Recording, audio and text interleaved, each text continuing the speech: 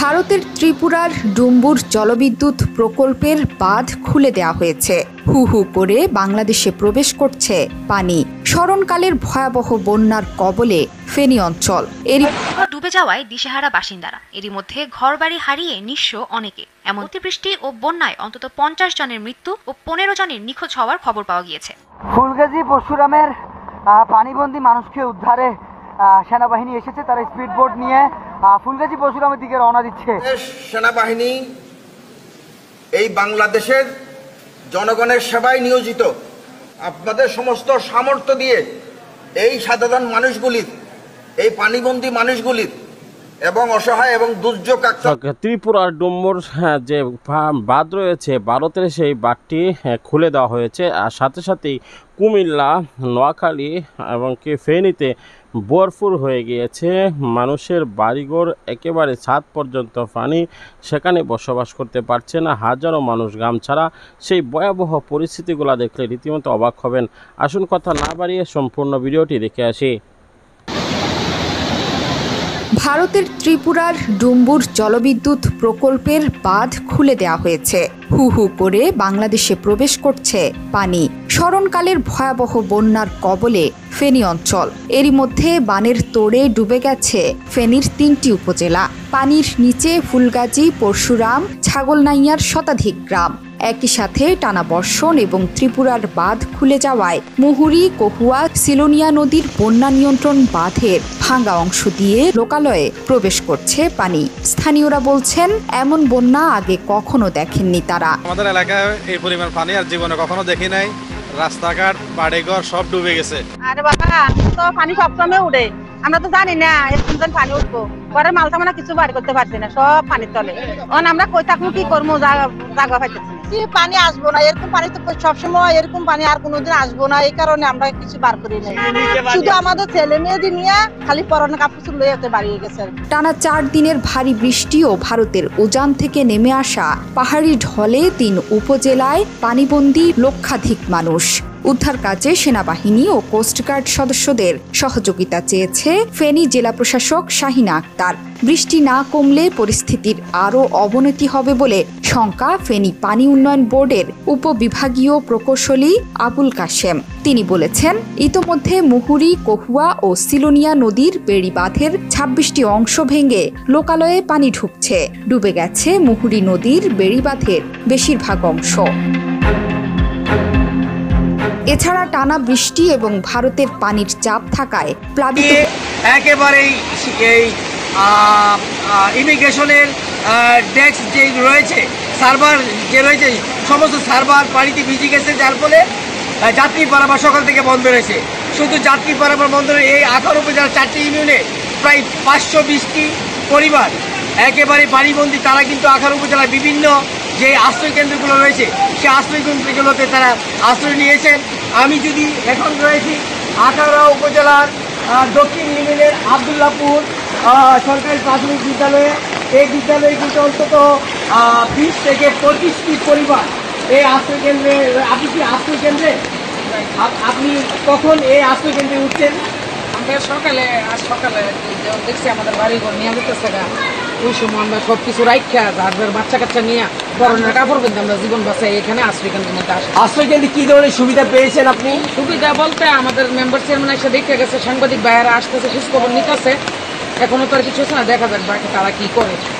আপনারা খাওয়া দাওয়া কি করছেন? এই পর্যন্ত সকাল থেকে আপনারা আশ্রয় কেন্দ্রে খাওয়া দাওয়া কি করেছেন? আমরা খাওয়া দাওয়া দুপুরবেলা একজন মেম্বার নাকি উনি, আমরা জানি না, কিছু খাবার দিয়ে গেছে, দাওয়া আমরা খাইছি।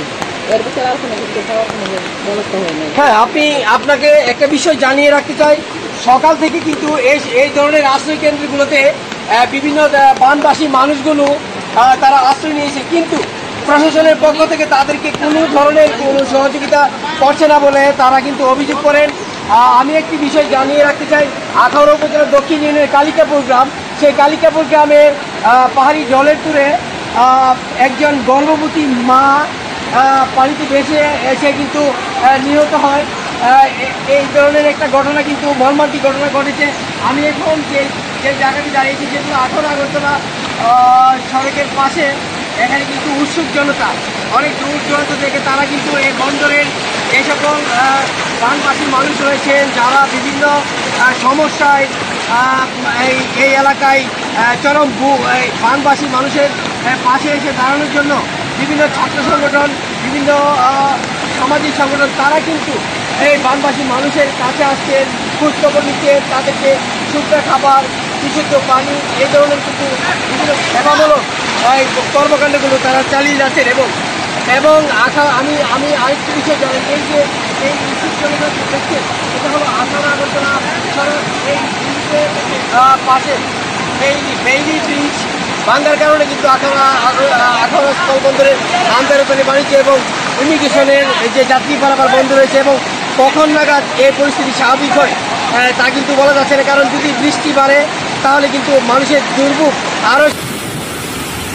এবার ফারাক্কা কিংবা তিস্তা নয়, খুলে দেওয়া হয়েছে ত্রিপুরা রাজ্যের ডম্বুর হাইড্রো ইলেকট্রিক বাঁধ, যার ফলে তলিয়ে গেছে ফেনী, কুমিল্লা, নোয়াখালী, চট্টগ্রাম সহ দেশের দক্ষিণ পূর্বাঞ্চলীয় বিস্তীর্ণ এলাকা। প্রশ্ন হচ্ছে, ভারত রাতের বেলা হুট করে কেন বাঁধ খুলে দিবে? বাঁধ যদি খুলে দিতেই হয়, দিনের বেলা আগ থেকে জানিয়ে সময় দিয়ে এটা কেন করলো না? অনুসন্ধানে জানা গেছে ত্রিপুরার ডম্বুর বাঁধ সর্বশেষ খোলা হয়েছিল ৩১ বছর আগে ১৯৯৩ সালে। এরপর গত কয়েকদিন ত্রিপুরায় ভারী বর্ষণে যখন বন্যা পরিস্থিতির আশঙ্কা দেখা দিল, তখন বলা নেই কওয়া নেই, গত রাতে বাংলাদেশের মানুষ যখন গভীর ঘুমে আচ্ছন্ন, সেই মুহূর্তে হুট করে বাঁধ খুলে দিয়ে এদেশের বিস্তীর্ণ এলাকা পানিতে ডুবিয়ে ফেলল ভারত, যারা আবার নিজেদেরকে বাংলাদেশের বন্ধু রাষ্ট্র দাবি করে।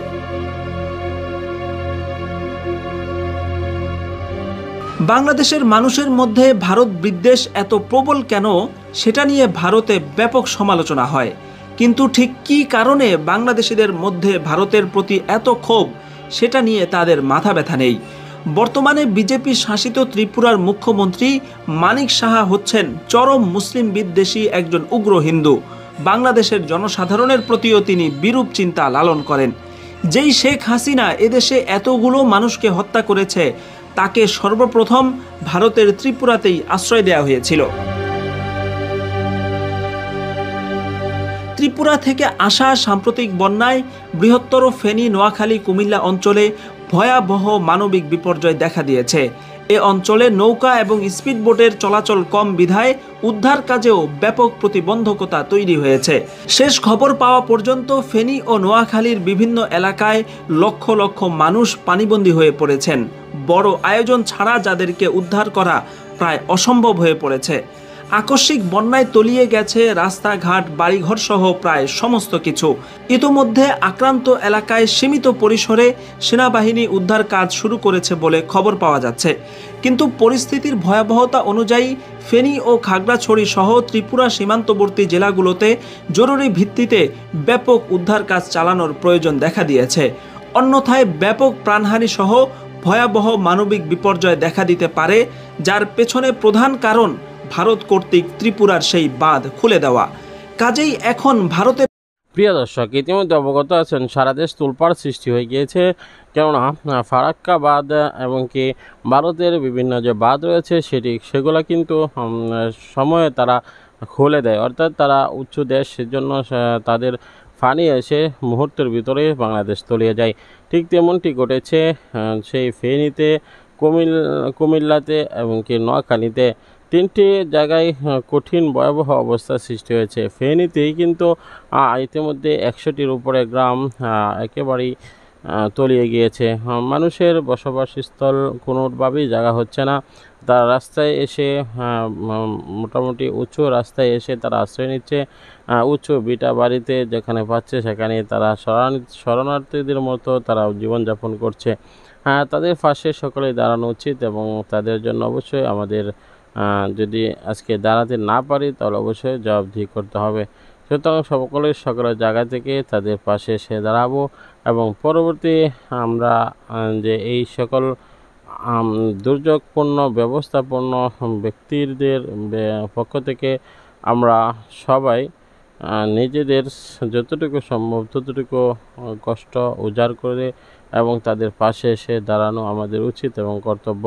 বর্তমানে তারা যেভাবে শরণার্থী হয়ে রাজপথে ঘুরে বেড়াচ্ছেন, তারা আমাদেরই ভাই, আমাদেরই আত্মীয়, আমাদেরই মুসলমান ভাই। সুতরাং অবশ্যই তাদের পাশে এসে আমাদের দাঁড়ানো কর্তব্য এবং ফরজিয়াত। আসুন কথা না বাড়িয়ে আমরা আজকের মতো বিদায় নিই, পরবর্তী ভিডিওতে দেখা হবে। আসসালামু আলাইকুম রহমতুল্লাহ।